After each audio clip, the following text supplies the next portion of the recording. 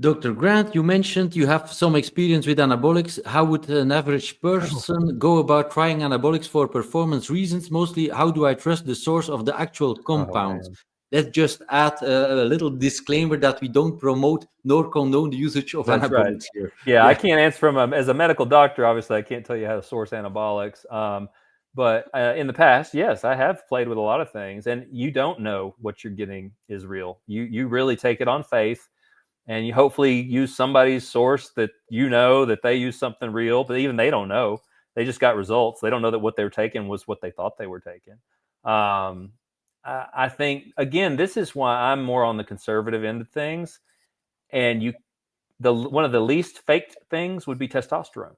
And if guys have never tried bumping the testosterone for a long time, low and slow, that's how you get the gains. Muscle, these guys do thinking I'm going to do a 10-week cycle and I'm going to blow up with muscle. No, you're not. It's not muscle. There's a reason people shrivel back down. Even professional bodybuilders, look how much weight they lose when they get off gear. It wasn't real muscle. It's not. It's water. It's inflammation. It's all these other things going on. It's not literal tissue. If it was literal tissue, you would not lose that much that quickly. And it's the same thing when you stop a little short cycle.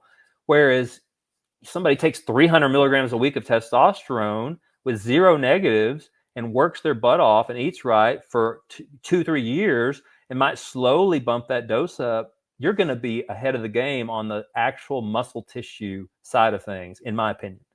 I mean, I did crazy, stupid stuff in college, and I never looked that, I blew up with water, but I did like 1,250 milligrams a week of testosterone it's stupid.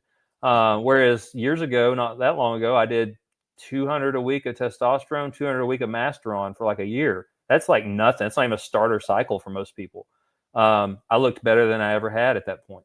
Now I'm leaner now than I ever have been. I think I look better now than I did then, and all I'm on is my testosterone cream.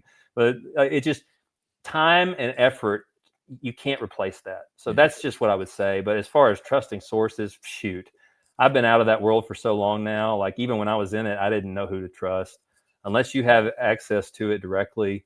It was a lot easier pre 2001. Back in the day, back in the good old days when before 9/11 and all the crackdown on the borders and everything. I mean, there was a lot of cool stuff at that time, but I think those days are gone.